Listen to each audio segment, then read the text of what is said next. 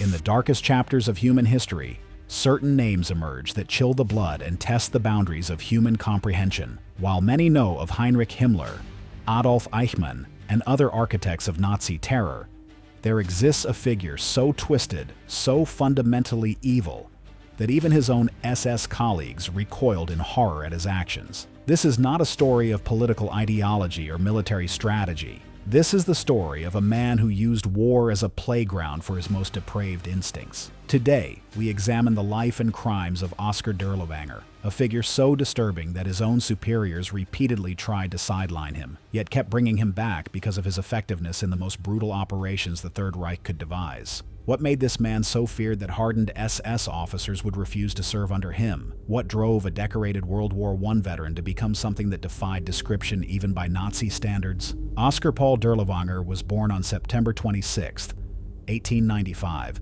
in the small town of Würzburg, Bavaria. His early years appeared unremarkable.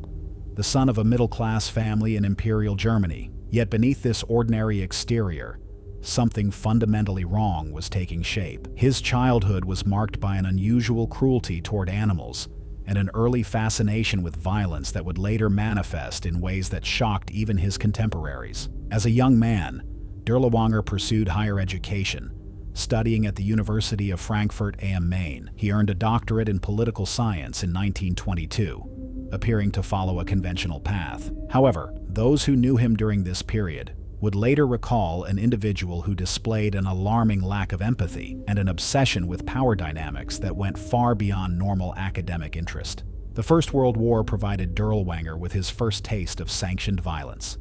He served as a machine gunner and later as a platoon leader in the German army, participating in some of the most brutal battles on the Western Front. Unlike many of his generation who were traumatized by the mechanized slaughter of trench warfare, Dirlewanger seemed to thrive in the chaos. He was wounded multiple times and decorated for bravery, including receiving the Iron Cross First Class. But it was during the post-war period that Dirlewanger's true nature began to emerge. Germany in the 1920s was a nation in turmoil, with political extremism flourishing in the chaos of defeat and economic collapse. Dirlewanger found himself drawn to the most radical elements of German society.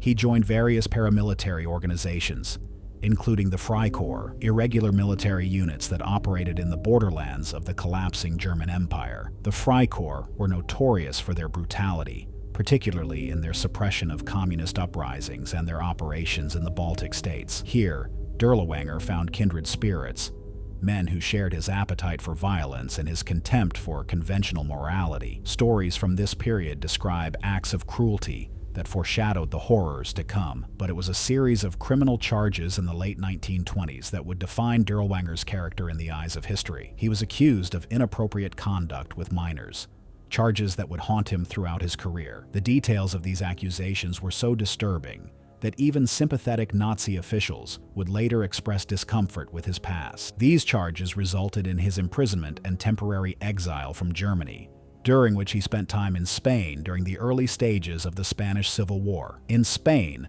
Dirlewanger served with the Condor Legion, the German military unit that supported Francisco Franco's nationalist forces. Here, he gained experience in the kind of irregular warfare that would later define his approach to military operations. The Spanish Civil War was marked by unprecedented brutality against civilian populations, and Dirlewanger was among those who helped pioneer tactics that would later be employed across occupied Europe. The Spanish experience was formative for Dirlewanger in ways that would have catastrophic consequences for thousands of innocent people. He observed how terror could be used as a weapon of war, how the systematic brutalization of civilian populations could break the will of resistance movements. He took detailed notes on interrogation techniques, on methods of psychological warfare, and on the logistics of mass violence.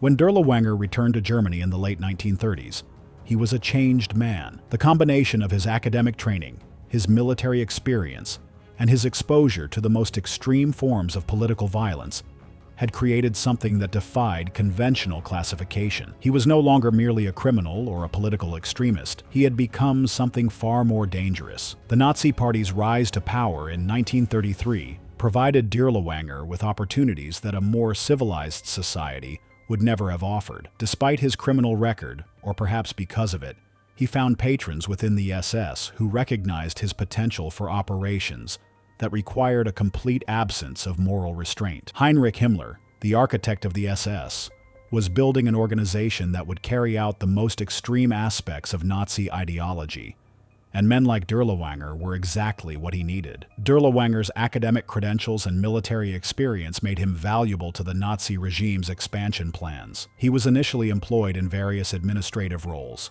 but his superiors quickly recognized that his true talents lay elsewhere. He was assigned to work on resettlement programs in occupied territories, ostensibly civilian administrative work, that would prepare him for the horrors to come. The invasion of Poland in 1939 marked the beginning of Dirlewanger's transformation from a dangerous individual into a systematic agent of terror. The Nazi occupation of Poland was characterized by unprecedented brutality against the civilian population, and Dirlewanger was among those tasked with implementing the most extreme measures. He was given command of security operations in rural areas, where resistance to German occupation was particularly strong. It was during this period that Dirlewanger began to develop the methods that would later make him infamous. He understood that conventional military tactics were insufficient for the kind of warfare the Nazis envisioned. The goal was not merely to defeat enemy forces, but to terrorize entire populations into submission. This required a different kind of soldier,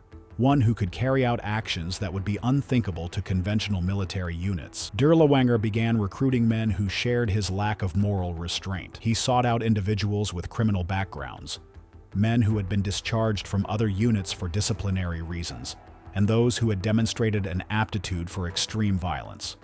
This was not a conventional military unit, but something entirely new, a formation designed specifically for operations that regular troops could not or would not carry out. The unit that would eventually bear Dirlewanger's name began as a small formation of perhaps 30 men. They were officially designated as a special unit for anti-partisan operations, but their true purpose was far more sinister. They were to be the instrument through which the Nazi regime would implement its most extreme policies in occupied territories. The selection process for Dirlewanger's unit was unlike anything in military history. Candidates were evaluated not on their military skills or leadership potential, but on their capacity for extreme violence and their willingness to carry out orders that would be considered war crimes by any reasonable standard. Many were recruited directly from prisons and concentration camps, men who had nothing to lose and everything to gain from service in such a unit. Training for the unit focused on techniques that had no legitimate military application. Men were taught methods of interrogation that were designed to maximize psychological trauma,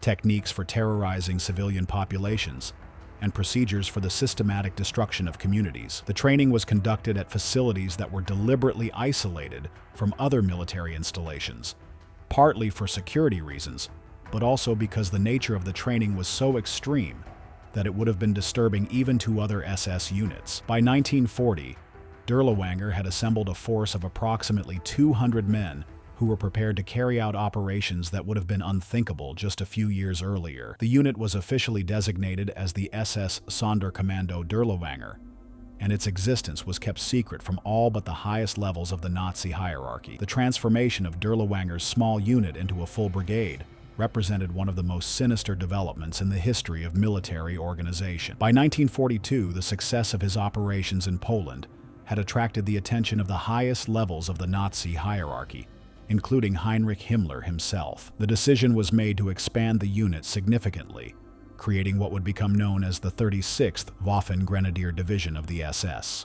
The expansion of the Dirlewanger Brigade represented a new phase in Nazi occupation policy. The conventional military approach was being supplemented by a campaign of terror designed to break the will of entire populations. This required specialized units that could operate outside the constraints of military law and conventional morality. Recruitment for the expanded brigade followed the same principles that had guided the original unit's formation, but on a much larger scale. Men were recruited from prisons across the German Reich, with preference given to those convicted of violent crimes. Military courts-martial provided another source of recruits, as soldiers who had been convicted of serious disciplinary offenses were given the option of serving in Dirlewanger's unit rather than facing execution or lengthy imprisonment. The composition of the brigade was unlike any military formation in history. Alongside German criminals and military misfits, the unit included collaborators from various occupied countries, men who had proven their loyalty to the Nazi cause through participation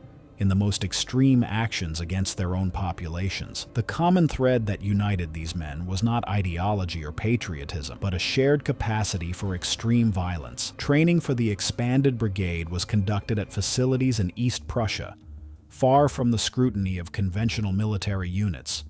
The curriculum included not only conventional military skills, but also specialized techniques for conducting operations against civilian populations. Men were trained in methods of psychological warfare, in techniques for extracting information from prisoners, and in procedures for the systematic destruction of communities. The brigade's first major operation as a full-sized unit was in Belarus, where Soviet partisans had established significant resistance networks in the forests and rural areas. The Wehrmacht had proven incapable of dealing with this threat through conventional military means, and the decision was made to employ methods that would be unthinkable in a conventional military context. The Belarus operations revealed the true nature of the Dirlewanger Brigade's mission. Rather than simply hunting down armed partisans, the unit was tasked with destroying the entire civilian infrastructure that supported resistance activities. This meant not only eliminating suspected partisans, but also terrorizing the civilian population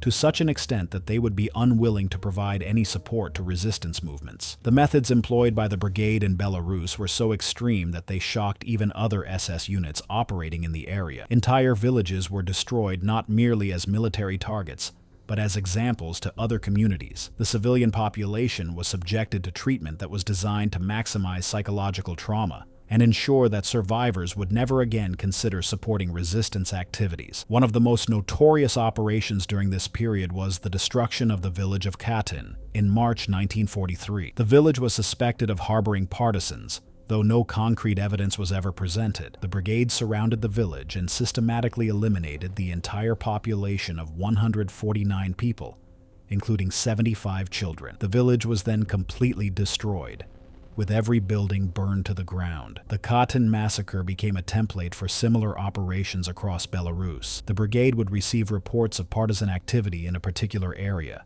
surround the suspected villages, and then systematically eliminate the entire population. The methods used were designed not merely to eliminate potential resistance, but to create such terror that other communities would be paralyzed by fear. The psychological impact of these operations was exactly what Dirlewanger had intended. Word of the brigade's activities spread through the resistance networks, creating a climate of fear that affected partisan operations across the entire region. Villages that had previously provided support to the partisans began to withdraw their assistance, fearing that they would suffer the same fate as Katyn and other destroyed communities. The brigade's operations in Belarus continued throughout 1943 and into 1944, with the unit responsible for the destruction of over 600 villages and the elimination of an estimated 120,000 civilians. The exact number of casualties will never be known, but the scale of the devastation was unprecedented,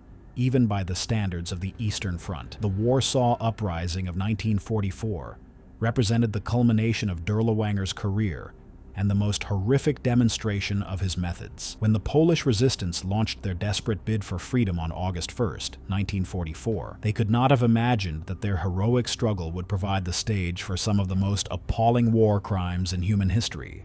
The uprising began as a carefully planned operation by the Polish Home Army, timed to coincide with the approaching Soviet offensive. The Polish fighters hoped to liberate their capital before the Red Army arrived, establishing Polish control over the city and avoiding Soviet occupation. For 63 days, the citizens of Warsaw fought with extraordinary courage against overwhelming odds, but they faced an enemy that was prepared to use methods that defied all military and moral conventions. Heinrich Himmler's response to the uprising was characteristically extreme. He ordered that Warsaw be completely destroyed and its entire population eliminated. The city was to be wiped from the face of the earth as an example to other populations that might consider resistance. For this task, Himmler assembled a force that included some of the most notorious units in the Nazi arsenal, with the Dirlewanger Brigade playing a central role. The deployment of the Dirlewanger Brigade to Warsaw was a deliberate decision based on the unit's proven capacity for extreme violence against civilian populations. While other units might have been constrained by conventional military ethics or concerns about international law,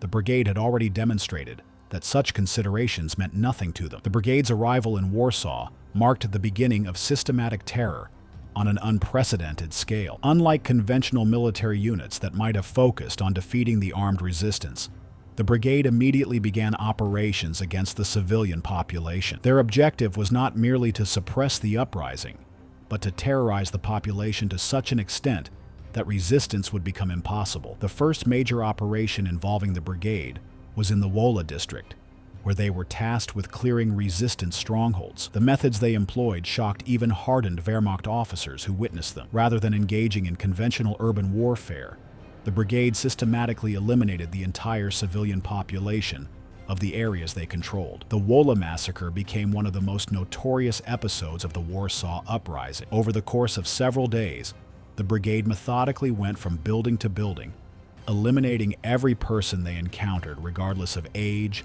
gender, or involvement in the resistance. Conservative estimates suggest that over 40,000 civilians were killed during this operation alone. What made the Wola massacre particularly horrific was not just the scale of the killing, but the methods employed. The brigade did not simply shoot their victims, but subjected them to treatment that was designed to maximize psychological trauma for both the victims and any survivors. The goal was not merely to eliminate resistance, but to create such terror that the will to resist would be permanently broken. The brigade's operations in Warsaw were characterized by a systematic approach to terror that reflected Dirlewanger's academic background and his years of experience in developing methods of psychological warfare. Every aspect of their operations was designed to maximize the psychological impact on the surviving population. Survivors of the brigade's operations described scenes that challenged the boundaries of human comprehension. The unit did not simply kill their victims, but subjected them to treatment that seemed designed to satisfy some perverted psychological need, rather than achieve any military objective. Even other SS units operating in Warsaw expressed discomfort with the brigade's methods. The psychological impact of the brigade's operations extended far beyond Warsaw itself. Reports of their activities spread throughout occupied Europe, creating a climate of terror that affected resistance movements across the continent. The very mention of the brigade's presence in an area was enough to cause panic among civilian populations. The Warsaw uprising continued for 63 days, with the Polish fighters demonstrating extraordinary courage in the face of overwhelming odds. But they were facing an enemy that was prepared to use methods that no civilized military force would consider. The eventual suppression of the uprising was as much a result of the terror tactics employed by units like the Dirlewanger Brigade as it was of conventional military superiority.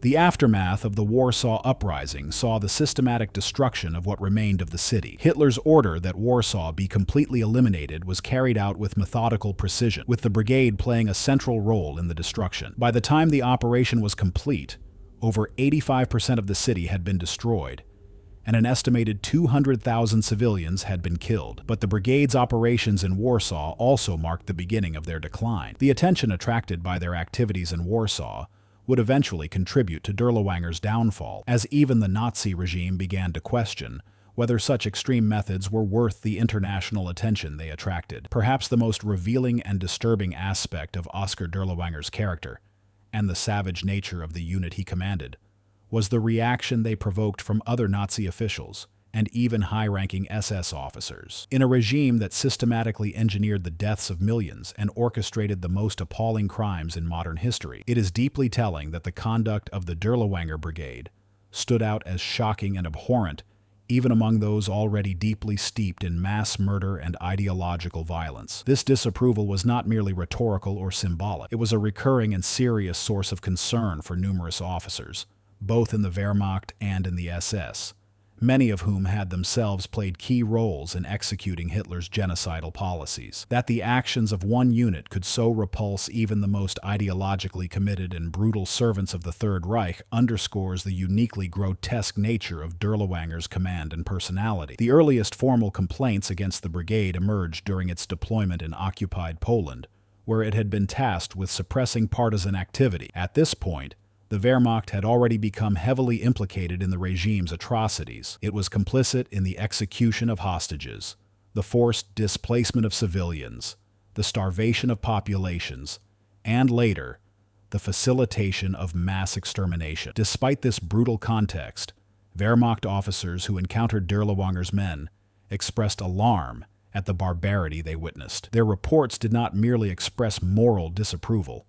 They were framed in military terms, emphasizing that the actions of the brigade were not only excessively cruel, but militarily counterproductive. Entire villages were destroyed, civilians were killed indiscriminately, and captives were tortured or mutilated without any plausible strategic justification. These were not actions taken in the fog of war or under battlefield pressure. They were wanton, deliberate acts of cruelty that served no discernible operational aim. More troubling to the Nazi hierarchy was the growing number of internal complaints from within the SS itself. These were not men unfamiliar with atrocity. Many had participated in the liquidation of ghettos, in mass shootings carried out by Einsatzgruppen, and in the management of extermination camps like Treblinka and Sobibor. And yet, even these hardened perpetrators found the Dirlewanger Brigade unsettling. Some SS officers raised alarms about the unit's complete lack of discipline, their sadistic behavior toward prisoners and civilians,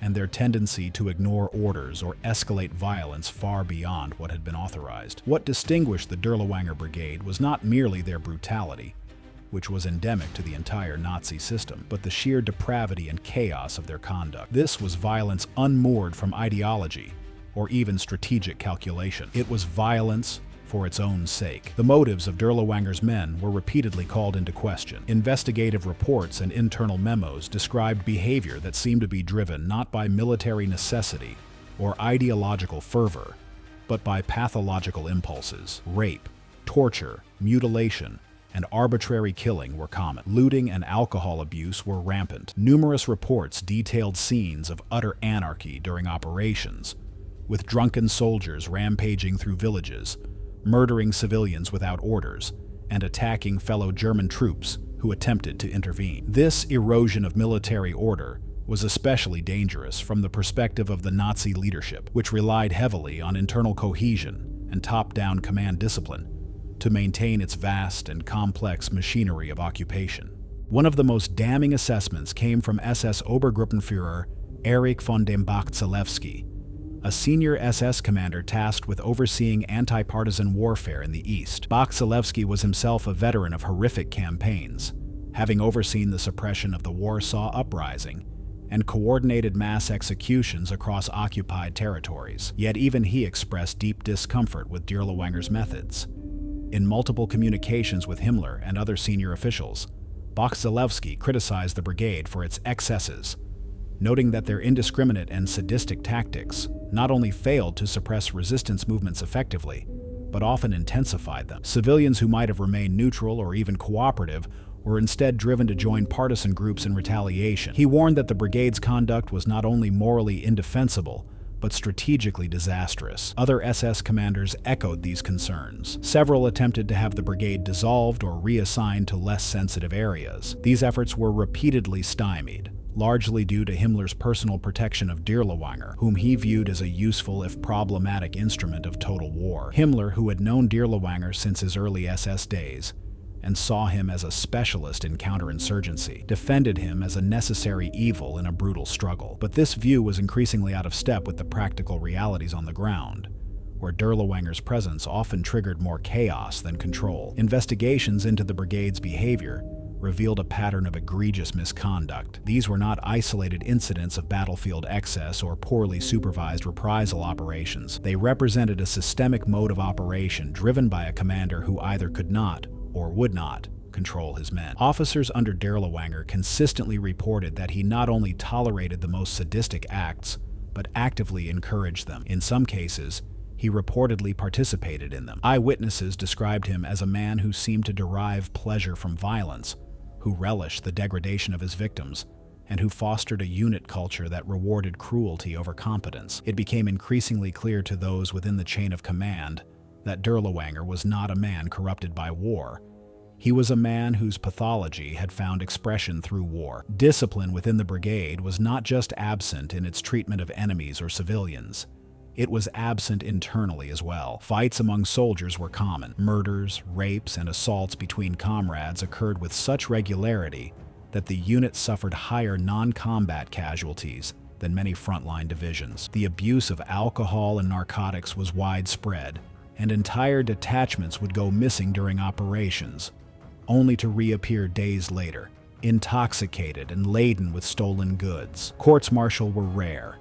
The unit operated in a legal vacuum where the normal rules of military conduct were suspended. The only law was the will of Dirlewanger himself, and his will was as unstable as it was sadistic. These discipline problems were so severe that high-ranking officials, including those within the SS and Wehrmacht, recommended the unit's dissolution on multiple occasions. The argument was not merely moral, but practical. The brigade, they warned, had become a liability. Their reputation preceded them, demoralizing Allied units and enraging civilian populations. Their operational effectiveness was often undermined by their lack of coordination and control, and their presence frequently led to retaliatory attacks from partisans. However, the Nazi regime, desperate for manpower and increasingly reliant on terror tactics to maintain its collapsing hold over occupied territories, repeatedly overrode these objections. The Dirlewanger Brigade continued to operate not because it was an efficient military unit, but because it epitomized the regime's descent into nihilism and destruction.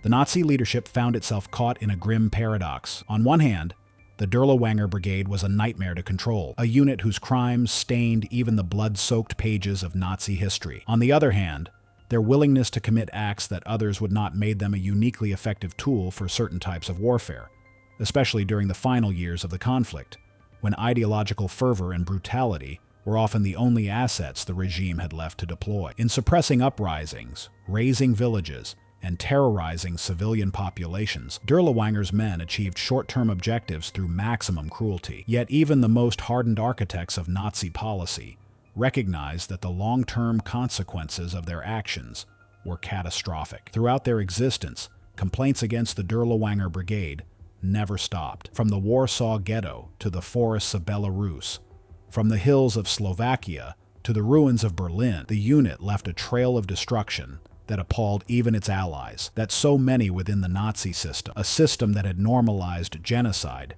found the brigade's behavior grotesque, is perhaps the most damning testament to what they truly were. Not soldiers, not even ideological zealots, but something far darker and more corrosive. They were a force of unrestrained sadism, an army of psychopaths unleashed in service of an already murderous state. And their leader was not simply a product of Nazism, but a reflection of its absolute moral abyss. The final phase of Oskar Dirlewanger's career unfolded against the backdrop of the total collapse of the Nazi regime and the rapidly disintegrating structure of the Third Reich. As World War II reached its devastating climax in 1944 and 1945, the once empowered Dirlewanger Brigade, formerly known as the 36th Waffen Grenadier Division of the SS, found itself increasingly isolated, both geographically and politically, from the main apparatus of Nazi power. The unraveling of the Eastern Front and the growing chaos within Germany's military and political leadership exposed the unit to scrutiny and diminished the protections it had previously enjoyed under Heinrich Himmler and other high-ranking SS figures. By the summer of 1944, the Soviet Union had launched Operation Bagration, a massive and highly successful offensive that obliterated the German Army Group Center and forced a wholesale retreat from much of Belarus and eastern Poland, territories that had served as the primary hunting grounds for Dirlewanger's so-called anti-partisan operations. These areas, where the brigade had committed some of the most appalling atrocities of the war, were no longer under German control. As a result, the unit's raison d'etre, its specialization in brutal, indiscriminate warfare against partisans and civilians alike, was rendered obsolete. No longer needed for pacification campaigns, the Dirlewanger Brigade found itself without a clear operational purpose. Compounding the problem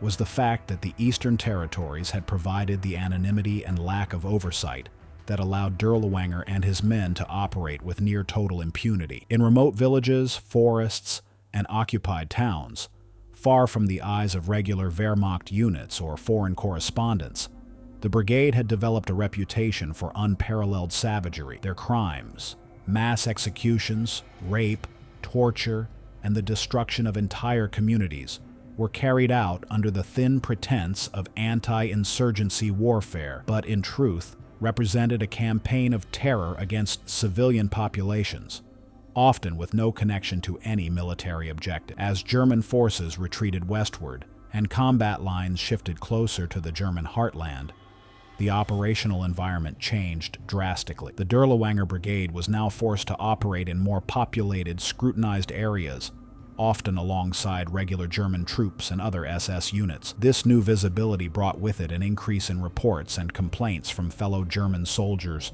who were appalled by the brigade's conduct and lack of discipline. This growing visibility coincided with a deterioration in the brigade's internal cohesion. By late 1944, recruitment for the unit had become increasingly difficult. In its early years, Dirlewanger's unit had drawn heavily from Germany's prison system, selecting convicts with long sentences, especially violent criminals, for what was effectively a suicide mission, dressed in the trappings of military service. However, as the Nazi war machine collapsed, the prisons that had once provided a steady flow of recruits were being emptied for other military purposes or liberated by advancing Allied forces. Desperate for manpower, the SS began forcibly conscripting soldiers from penal units, political prisoners, and even non-German collaborators, including Volksdeutsche, ethnic Germans from outside the Reich, Ukrainians, and former Soviet POWs. The result was a force made up of individuals with little training, poor morale, and often open contempt for their commanders. These new recruits lacked even the brutal cohesion that had characterized earlier iterations of the unit. Desertion, insubordination, and violent infighting became increasingly common, and Dirlewanger's already limited control over his troops all but evaporated. Meanwhile, the Wehrmacht High Command and even some members of the SS leadership grew more uncomfortable with the unit's continued existence. Although the brigade had always operated on the fringe of military legitimacy, protected largely by Himmler's patronage and the wartime demand for ruthless counterinsurgency operations, the waning fortunes of the Reich brought with them a new interest in preserving what little dignity remained in German military conduct. As Nazi defeat loomed, many in the military sought to distance themselves from the war's most grotesque excesses, especially with the prospect of post-war accountability growing more real by the day. The Dirlewanger Brigade, infamous even within SS circles, became a liability rather than an asset. Despite this, the brigade was still deployed in several desperate engagements during the final months of the war, including a last-ditch effort to suppress the Slovak national uprising and brutal operations in Hungary and central Germany. However,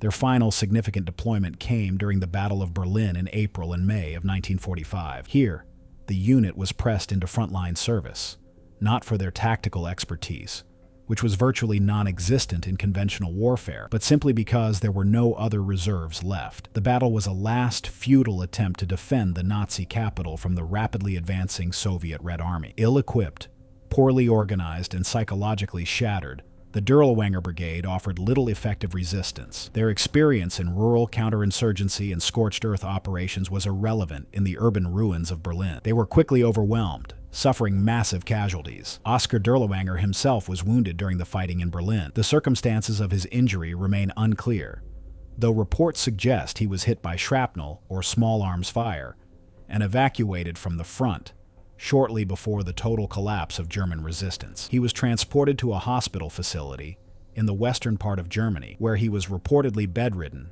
and under medical care as the Allies closed in. This injury effectively removed him from the chain of command, marking the end of his military career and severing his final link to the terror apparatus he had helped to create and embody.